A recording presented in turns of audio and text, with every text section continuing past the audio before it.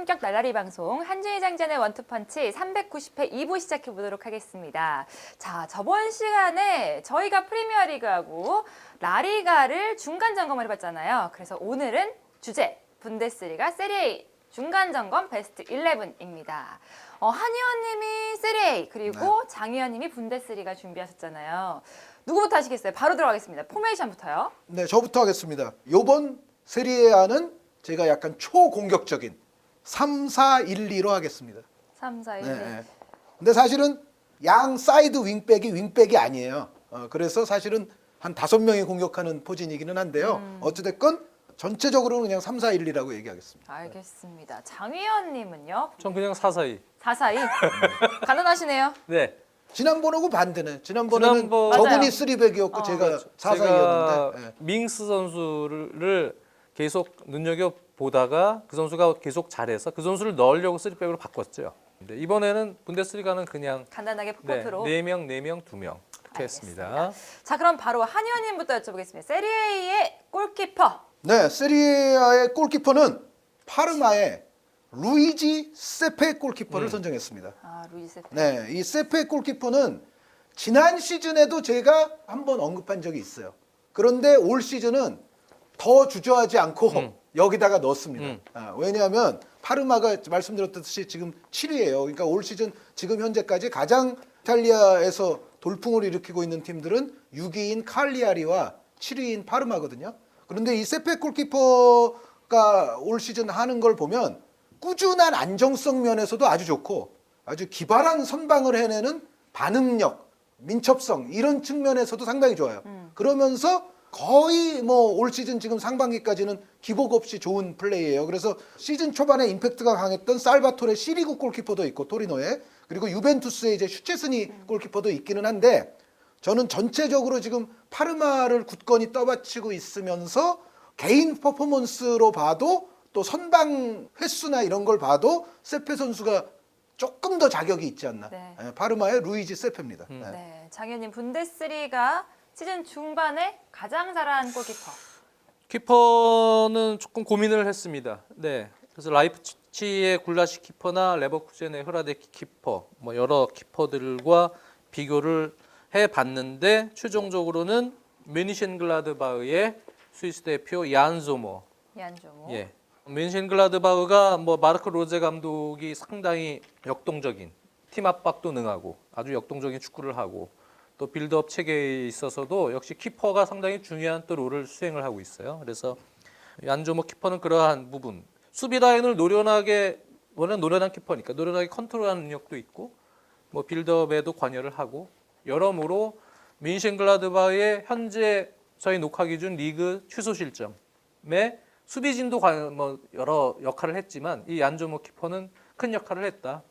그렇게 최종적으로는 가장 높은 점수를 줬습니다. 네. 얀조모 키퍼. 알겠습니다. 한 의원님의 세리에의 수비수 3명은 누굴까요? 네, 수비수 3명은 일단 가장 3백에서 중심에 놓을 선수는 스테판 데브라이 인터밀란 선수입니다. 네. 이 데브라이 선수는 지금 인터밀란이 고딘 선수까지 데려오면서 슈크리니아르 선수, 뭐 고딘 선수, 데브라이 선수, 뭐 센터백 네임 밸류가 아주 뛰어난 팀을 만들었는데 그러나 그 가운데에서도 팀 전체에 대한 유익한 실제적인 영향력은 저는 데브라이 선수가 최고라고 생각을 해요. 그래서 지금 인터밀란이 유벤투스와 또 우승 경쟁을 올 시즌 해나가는 데 있어서도 데브라이 선수가 굉장히 중요하다고 생각하고 말씀드렸던 그 영향력에는 뭐 또 포함되어 있냐면 공격 포인트도 은근히 쏠쏠하게 꽤 돼요. 특히 이제 골뿐만 아니라 도움 면에서도 역할을 하고 있는 데브라이 선수이기 때문에 전체적인 영향력, 안정성, 공헌도 공격 포인트에 이르기까지 데브라이 선수를 올 시즌 세리에에서는 빼놓기는 저는 곤란하다고 생각합니다. 네, 그리고 다음 선수는 누굴까요? 네, 다음 선수는 맨체스터 유나이티드의 미운 오리 새끼에서 로마의 백조로 거듭나고 있는 크리스 스몰링 선수입니다. 네. 스몰링 선수가 이제 로마에서 활약이 좋다는 게 이제 소문이 나면서 맨유 팬들이 그 잘못 보낸 거 아닌가? 빨리 다시 데려와야 되나? 뭐 이제 그런 얘기도 이제 맨유 쪽에서도 최근에 많이 나왔습니다만. 그게 제가 뭘 했어요. 후회할 거라고 했지. 네. 네. 장 의원님이 그 이적 시장 뭐 저 후회할 여름에 거라고 할 때 했잖아요. 그 말씀하셨죠. 네, 스몰링 보내는 거 맞아요, 아니에요. 맞아요. 장예연가. 저 장지현이 잘한 거 전 인정하고 기억하는 사람이에요. 맞아요. 스몰링은 좋은 수비수예요. 왜 보내요? 엄청 아까워할 거예요. 이 스몰링 선수가 어쨌든 로마에서 지금 세리에아 전체로 보더라도 제공권, 공중볼 경합에서 굉장히 높은 순위에 올라 있고요. 여기에 뭐 인터셉트라든가 이런 부분에서도 리그 최상위권이거든요. 그래서 전체적으로 지금 로마에서 어떻게 보면 자신의 커리어에 굉장히 또 중요한 전기를 한번 마련한 것 같아요. 그래서 스몰링 선수 넣고 마지막 수비 한 명은 사실은 윙백인데 이 선수는 근데 센터백도 볼 수는 있는 윙백이에요. 밀란의 테오 에르난데스 선수, 네. 형제 축구 선수 루카스 에르난데스 선수와 형제죠. 근데 이 테오 에르난데스 선수가 저희 현재 녹화 기준으로 보면 윙백인데 밀란에서 공동 최다 득점이에요. 그 피옹테크 선수와 이제 골수가 같습니다. 이제 그래서 그 얘기는 이 테오 에르난데스 선수가 지금 밀란이 굉장히 못하고 있고 이제 저조한 선수들이 많다는 얘기도 되지만 어쨌든 그 가운데에서 테오 선수 한 명만큼은 반짝반짝 빛나고 있다. 사실은 수비적으로는 조금 기복이 있고 실수도 있고 약간의 그 무리한 수비를 하다가 좀 사고도 일어나고는 하지만 전체적인 지금 테오 에르난데스 선수가 보여주고 있는 드리블 돌파, 공격력, 득점 뭐 이런 거는 이 선수를 빼놓기는 좀 곤란하거든요. 그래서 밀란에서 한 명 들어가야 된다면 이 테오 에르난데스고 윙백이지만 일단 제가 3백으로 만들어 놨고 또 테오 선수는 피지컬이 있어서 이 자리에서도 그렇게까지 이상하진 않아서 테오, 데브라이, 스몰링 이렇게 선정을 했습니다. 알겠습니다. 장희연님, 분데스리가의 수비수 4명. 센터백 2명을 먼저 얘기할게요. 네. 첫 번째 선수는 도르트문트의 마츠 훔멜스입니다. 네. 이 파브로 감독의 도르트문트가 올 시즌에 경기력이 뭐 들쭉날쭉했는데 최근에는 이제 3백으로 변화를 주면서 수비에서의 불안정성을 좀 해소하려고 했던 부분이 있었죠. 여러모로는 팀적으로는 조금 불안 요소가 있었겠지만 마츠 훔멜스만큼은 항상 자기 몫을 해줬다고 봅니다. 그거는 도르트문트 경기를 보신 분들이라면 다 알고 있을 거예요. 그래서 마츠 훔멜스는 현재의 올 시즌 전반기 활약만 놓고 봤을 때 마츠 훔멜스까지 없었다면 도르트문트는 상당히 불안정한 부분이 많았을 것이다. 훔멜스가 그래도 그 중심을 잡아주고 있었기 때문에 또 3백으로 변화를 주면서도 그 중심에 또 훔멜스 선수가 컨트롤을 잘하고 있었죠. 마츠 훔멜스를 첫 번째로 놨고요. 두 번째 선수는 제가 사실 멘션글라드바흐의 경기에 대해서 상당히 인상적이죠. 라이프치히와 함께 올 시즌 가장 역동적인 축구를 잘하죠. 이 마르코 로제 감독의 멘션글라드바흐의 센터백들, 수비수들, 뭐 마티아스 긴터도 있고 토니 안츠케도 있고 좋은 선수들이 많아서 고민을 많이 하다가 다요 우파메카노. 네. 동의합니다. 네.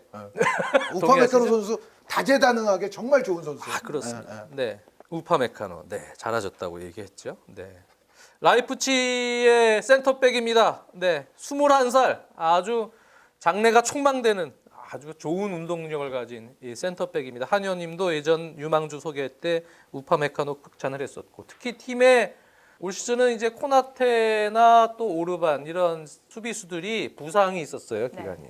그렇기 때문에 오히려 이 우파메카노에게는 기회가 됐다. 본인을 보여줄 수 있는 출장 기회가 더 많았고 그것이 오히려 우파메카노에게는 상당히 장점으로 다가왔죠. 그래서 아마 이적 시장에서도 우파메카노를 많은 팀들이 또 노리고 있을 겁니다. 전적으로는 이 나겔스만 감독의 적극적인 운영이죠. 수비 라인을 상당히 당기고 압박하고 팀 압박 좁은 간격에서 이루어지는 팀인데도 기본적으로 그거를 압박, 순간적인 대인 방어, 다시 또 뒷공간 커버 이것을 버텨낼 수 있다는 얘기예요.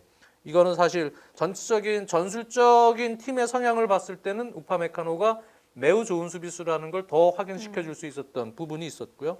그리고 예전에 약간 좀 부족했던 패스 능력들.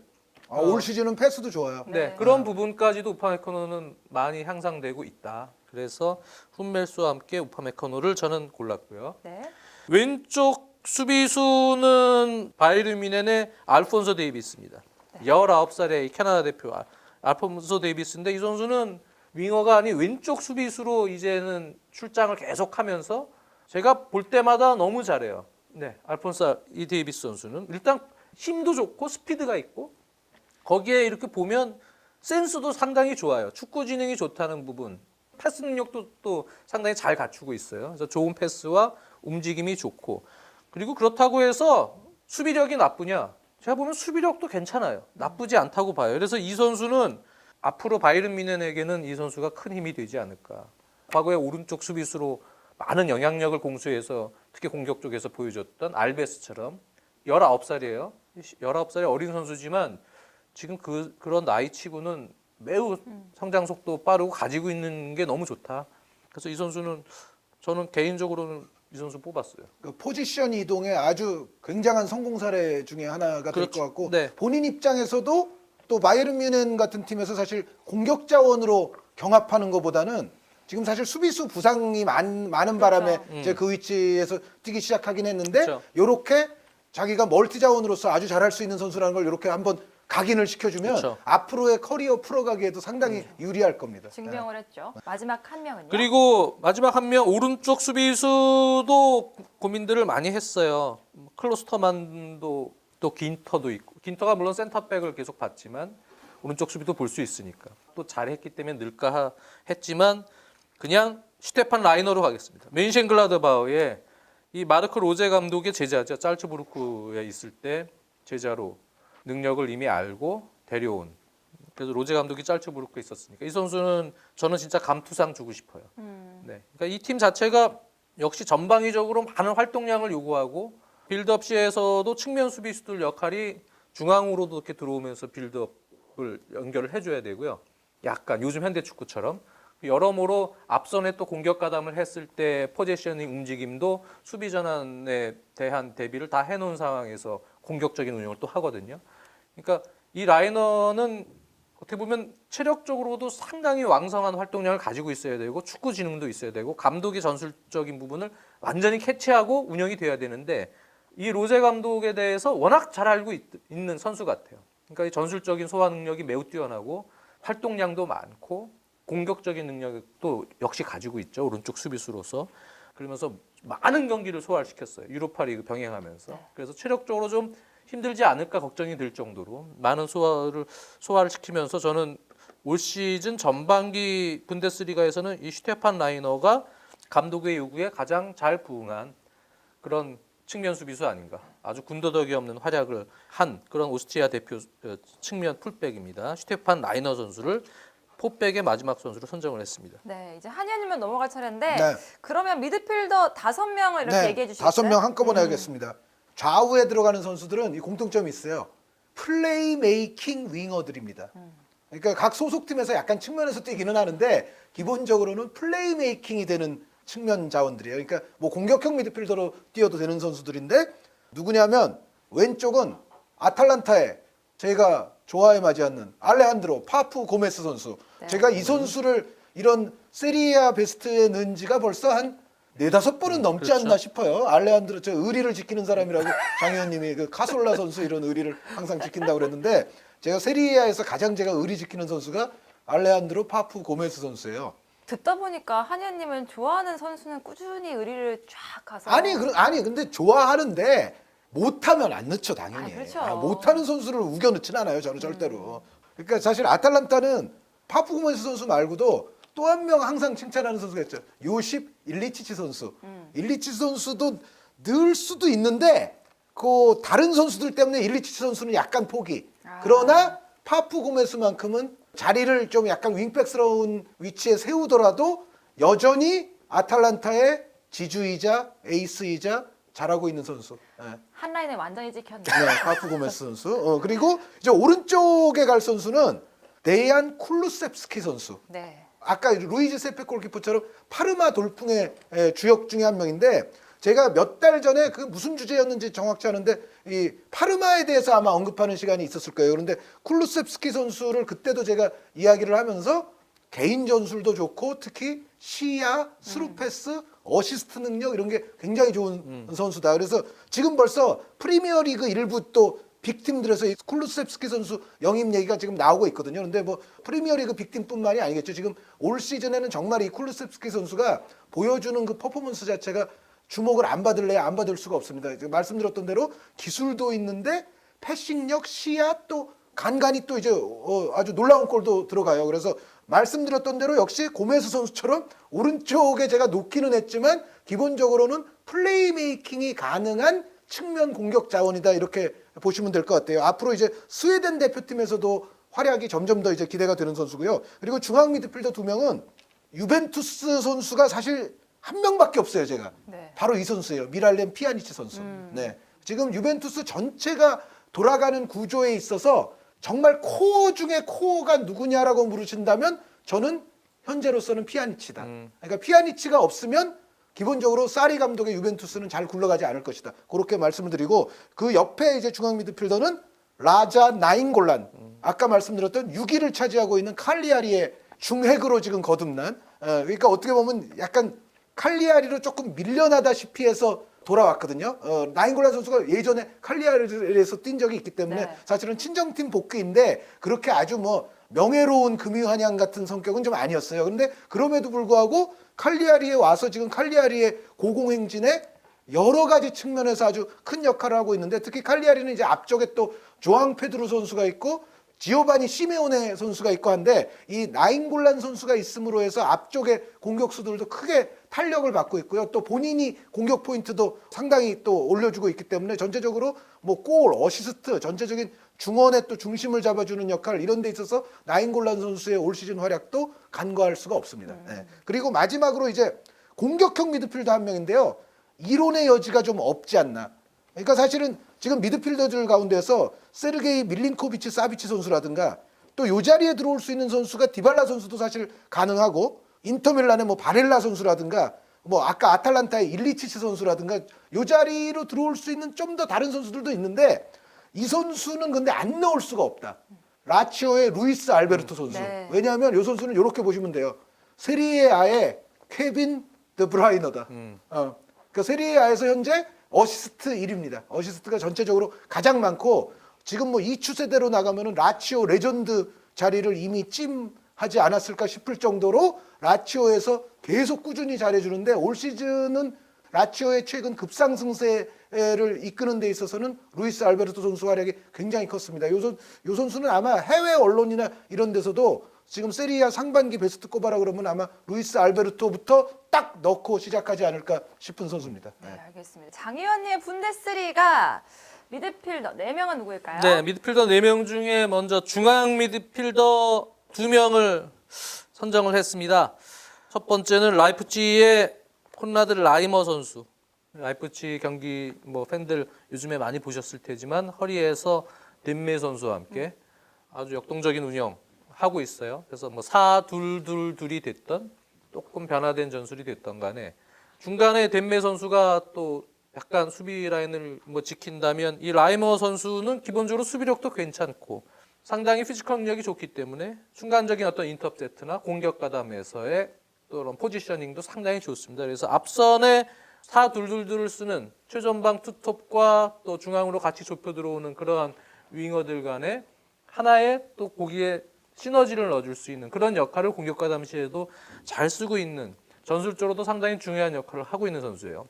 올 시즌의 라이프치히 경기를 보면 이 라이머 선수의 활약은 눈에 띄게 많이 보일 겁니다.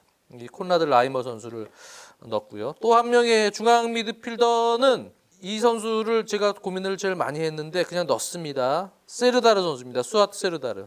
팬들이 최근에 특히 또 독일 대표로 발탁이 되면서 능력을 계속 인정을 받고 있는 선수입니다. 공수 능력을 다 갖춘 선수고 올 시즌에도 골도 지금 리그에서도 6골을 넣었어요. 네, 신체 조건도 괜찮고 또 기술도 있고 그러다 보니까 상대의 어떤 압박 이런 부분도 잘 풀어내면서 공격 가담을 할 수 있는 그런 기술적 역량도 상당히 좋고요. 공격 가담을 했을 때 뭐 중앙 측면 뭐 가리지 않고 이 선수가 상당히 팀의 공격 쪽에 좀 도움을 많이 주는 그러한 능력을 가지고 있습니다. 거기에 득점 능력, 슈팅이 또 상당히 좋아요. 그렇기 때문에 미드필더로서 갖춰야 될 어떤 박스 투 박스 능력을 다 가지고 있다. 네. 그래서 올 시즌 전반기만 보면은 이 수아트 세르다르 선수는 뭐 독일뿐만 아니고 분데스리가에서도 이제는 뭐 최고의 미드필더로 성장할 수 있는 부분을 분명히 보여줬다. 그 선정을 했습니다. 기본적으로 이제 터키 쪽 선수죠. 네. 그런데 이제 독일 국가대표가 됐지만은 근데 그 터키 쪽 선수들 중에 예전부터 왜 반짝반짝한 선수들이 있었잖아요. 기술도 좋고 뭐 엠레 선수, 뭐 요즘 와서 뭐 외질 선수도 있습니다만 어쨌든 뭐 독일 국가대표가 됐지만 어쨌든 그런 창의적인 전통을 좀 갖고 있는 선수 중에 하나가 바로 그 스와트 세르다르 선수예요. 그러니까 엠레나 뭐 이런 성향보다는 더 보기일스럽게 힘도 그렇죠. 있고 아. 이 선수는 거기다 기술도 있고 네. 슈팅도 좋고 뭐 그러한 유형이라고 봐야겠죠. 오히려 약간 그런 신체 능력으로만 치면 알틴톱과 네. 약간 터키계로 치면 뭐 그런 능력 선수처럼 네. 그렇게 봐야 될 것 같고요. 측면 미드필더는 한 선수는 자비처 선수 선정했습니다. 네, 이 자비처 선수가 뭐 4-2-2-2 형태에서 공격 가담을 많이 하지만 기본적으로 패스도 좋고 그 다음에 동료 투톱과의 연계 플레이도 좋고 움직임도 상당히 좋고 이런 선수가 수비를 많이 흔들 수 있는 그러한 능력을 가지고 있기 때문에 라이프치히의 투톱 그 뒤쪽에 폴스베리 같은 유형보다는 공격 쪽에서는 에너지를 더 준다고 좀 보여져요. 이 선수가 라이프치히의 공격 투톱인 뭐 베르너나 포울센 같은 선수들도 어떻게 보면 이 선수 때문에 힘을 받는 부분도 있고 실제로 이 선수가 득점도 꽤 해줬지만 어시스트도 상당히 많이 해줘요.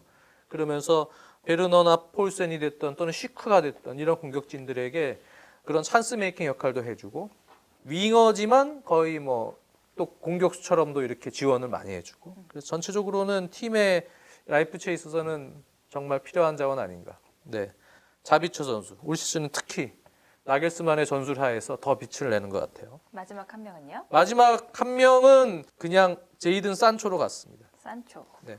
경기 내용적인 측면에서 약간의 기복 분명히 있어요. 근데 이 선수가 그래도 저는 해줄 건 다 해줬다고 봅니다. 네. 지금 나이가 아직 19살인데 상당히 공간 이지 능력이 좋고 또 팀플레이에 능하고 이 선수는 득점도 많이 해줬지만 전반기에는 리그 9골을 넣었어요.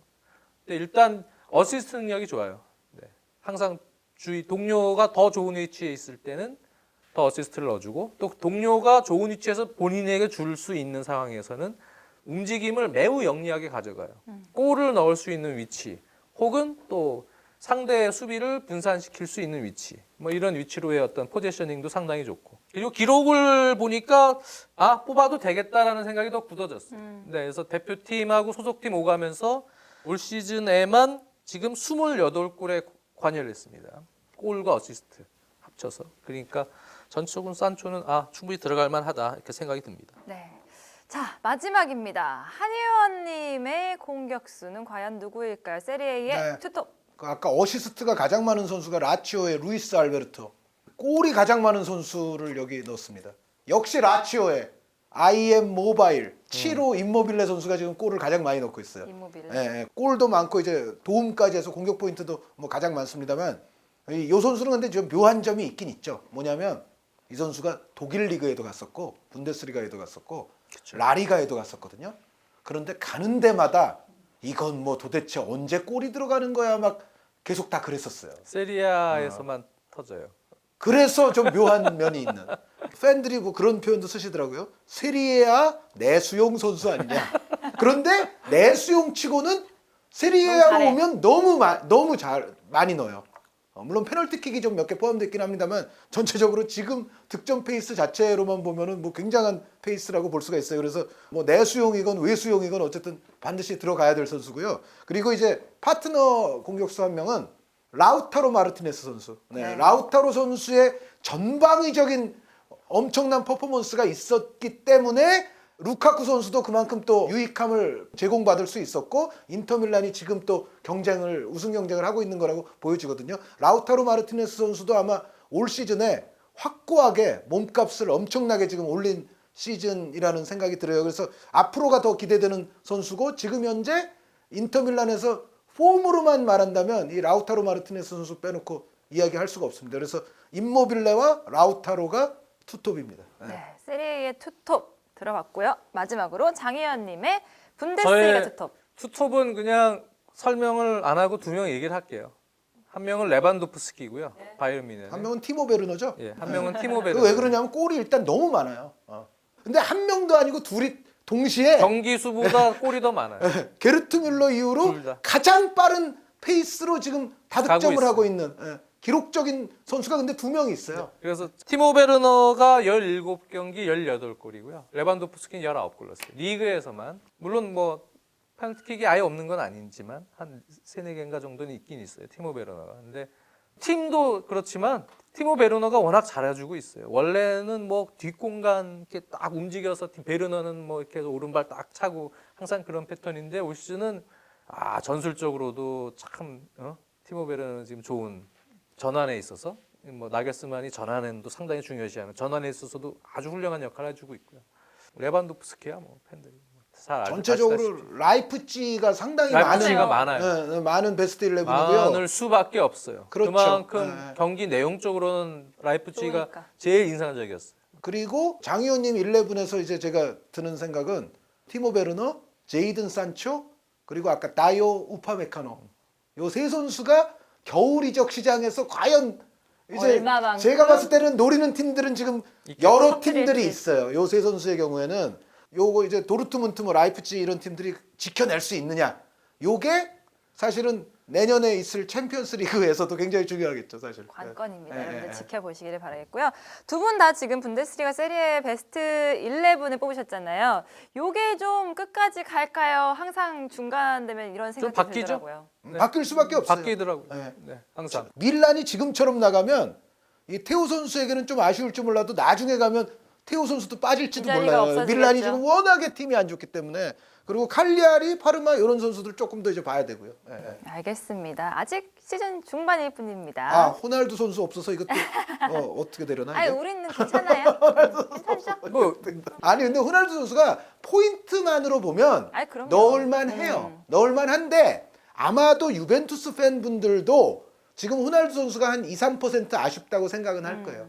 자, 물론 호날두 선수가 지금 시즌 초반부에는 좀 안 좋았지만 지금 점점 시간이 흐르면서 올라오고는 있어요. 그런데 전체적인 그 2-3%의 아쉬움이 여기에 포함은 못 시켜서 제가 넣지 않았습니다. 네, 알겠습니다. 자, 이렇게 분데스리가 세리에 A 시즌 중반에 살펴보는 베스트 11 함께 했습니다. 자, 오늘은 바로 12월 30일. 이제 이틀만 지나면 여러분들은 한 살을 더 먹게 됩니다.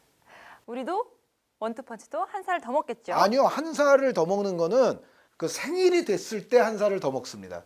제가 대한민국의 미풍양속을 굉장히 다 있어요. 좋아하지만 말했는데. 아니 정말 미풍양속을 사랑하지만 이 나이는 만 나이로 가는 게 그게 합리적이고 알았어요. 그게 그렇죠. 맞아요. 네. 알겠습니다. 아, 원투펀치 생일이 그냥 넘어가면 언제예요? 되지. 아니 며칠 있다가 한 살 더 먹는다고 굳이 아, 그 얘기를 하셔야 진짜 되겠어? 솔직히 한국 나이로 좀 한 살 더 속상한 먹죠. 얘기니까 네. 한 살 더 먹. 왜 얘기했냐면 저희가 원투펀치가 한층 더 성장한 모습을 네. 바로 다음 방송에서 근데 보여드리겠다. 뭐 어차피 내년에 50이 된 건 아니잖아요. 네. 아니죠. 그러니까 제가 이미 올해 50이 되셨잖아요. 아니에요. 제가 만 나이로는 49이죠 지금. 아, 그래서 예민하구나. 만 나이는 49. 아홉 세 걸리시면 만으로 50세가 되길 지금 싫어하시는 거야. 네? 그렇잖아요. 아홉 세 그러니까 걸려 생일이 하는 지나셔야 있습니다. 된다. 생일이 5월이 6월이에요. 6월. 6월이 되면 이제 만으로도 50세가 되시는군요. 알겠습니다. 이렇게? 아, 이제 꽝 한 기억해놔야지. 번 더 찍어드리고요. 이제 정말 인사를 드리도록 하겠습니다. 여러분들 새해 복 많이 받으시고요. 정순주가 10회 연속 올킬하는 그날까지 한진희 장지의 원투펀치는 계속됩니다. 새해 복 많이 새해 복 많이 받으세요. 받으세요.